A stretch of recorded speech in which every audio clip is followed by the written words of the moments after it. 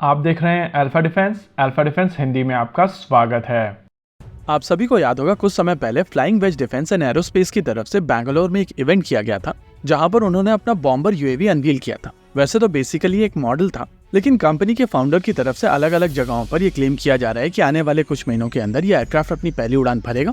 लेकिन जब भी इनसे इनके बॉम्बर यूएवी के बारे में बातचीत की जाती है तो ये घुमा फिराकर HAL, DRDO और इंडियन आर्म फोर्सेस के पीछे पड़ जाते हैं। कभी ये तपस को टारगेट करते हैं, कभी कैच वॉरियर को टारगेट करते हैं, तो कभी आर्चर को टारगेट करते हैं। आप सभी को याद होगा बचपन में हम लोगों को एक स्टोरी सुनाई जाती थी जहां पर कहा जाता था कि अगर आपको एक लाइन को छोटा करना है तो उसके बगल में एक बड़ी लाइन बना दीजिए, ना कि पहली लाइन को इरेजर लेकर इरेज करने बैठ जाइए।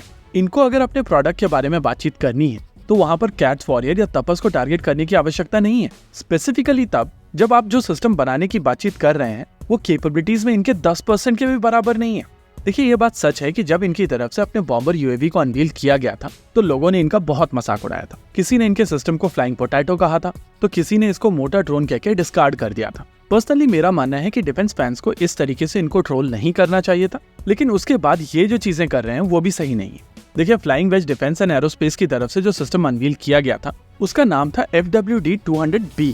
यहाँ FWD का मतलब है फ्लाइंग वेज डिफेंस और ये 200B इनका मोस्ट लाइकली इंटरनल नॉमेनक्लेचर है। इस सिस्टम का maximum take off weight 498 kilograms का होगा। इसकी ऑपरेशनल रेंज 200 किलोमीटर की होगी और ये 10 से 13 घंटे तक की एंड्योरेंस देने में सक्षम होगा। एल्टीट्यूड की अगर बात की जाए तो ये 10,000 फीट की एल्टीट्यूड पर उड़ने में सक्षम होगा। और अगर फ्लाइंग वेज डिफेंस इन नंबर्स को अचीव कर भी लेता है तो भी ये कोई बहुत ज्यादा शानदार नंबर्स नहीं है।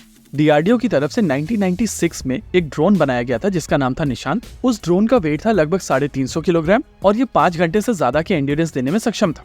फन फैक्ट, ये ड्रोन लगभग 13,000 फीट तक की एल्टीट्यूड पर उड़ने में सक्षम था और आज की तारीख में हम लोग उसी तरीके की कैपेबिलिटीज अचीव करने की कोशिश कर रहे हैं और उसको अचीव किए बगैर हम लोग DRDO को गालियां दे रहे हैं। आर्चर के साथ में DRDO 22,000 फीट की ऑपरेटिंग एल्टीट्यूड दे रहा है और 2 anti tank guided missile systems के साथ में इसकी एंड्योरेंस 12 घंटे तक की है।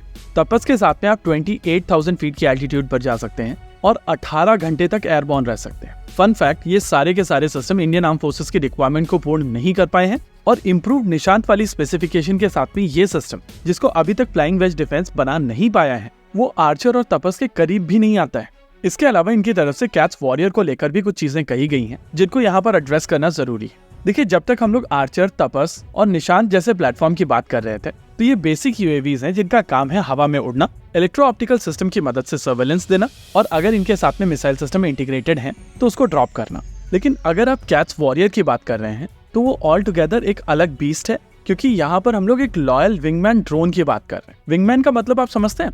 आमतौर पर जब भी पायलट्स टेक ऑफ करते हैं तो वो एक पेयर में सॉर्टीज के लिए जाते हैं, यानी कि आपके साथ में जो दूसरा एयरक्राफ्ट टेक ऑफ कर रहा है वो आपका विंगमैन है और कैच वॉरियर बेसिकली एक विंगमैन की तरह आपके साथ में टेक ऑफ करेगा, हवा में आपके फाइटर जेट को लगभग मैच करेगा और आपके एयरक्राफ्ट के आगे रहते हुए एक इन्फ्यूज सेंसर का नेटवर्क बनाएगा जो आपकी सिचुएशनल अवेयरनेस को बढ़ा देगा। प्रैक्टिकली यहाँ पर आप एक ऐसा सिस्टम देख रहे हैं जो हवा में आपके एयरक्राफ्ट के साथ में उड़ते हुए BVR मिसाइल सिस्टम फायर करेगा, बॉम्ब्स गिराएगा, radar operation, electro optical operations, electronic warfare operations, almost हर वो चीज करेगा जो एक फाइटर जेट कर सकता है। यानी कि यहाँ पर आप एक स्टेल्दी तेजस बना रहे हैं जो अनमैन्ड तरीके से उड़ सकता है। वैसे यहाँ पर यह भी समझना जरूरी है कि इसके ऊपर अभी तक क्या काम हो चुका है।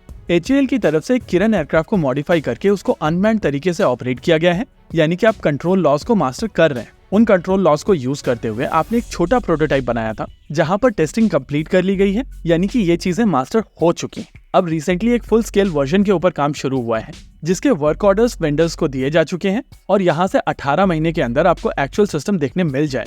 पर्सनली मैं उसी लाइन को वापस से रिपीट करूंगा कि आपको दूसरी लाइन को छोटा करने के लिए इरेजर का यूज करने की आवश्यकता नहीं है। जिस दिन फ्लाइंग वेज डिफेंस का यह सिस्टम 20,000 फीट की एल्टीट्यूड तक पहुंचेगा उस दिन मैं खुद पर्सनली इसको एंडोर्स करूंगा। तब तक के लिए मेरा व्यूअर से रिक्वेस्ट है कि इनके पॉडकास्ट के साथ में हम लोगों को टैग करना बंद कीजिए। इसी के साथ आज के इस वीडियो में रखते हैं केवल इतना ही। वीडियो को अंत तक देखने के लिए धन्यवाद। देखते रहिए अल्फा डिफेंस। जय हिंद।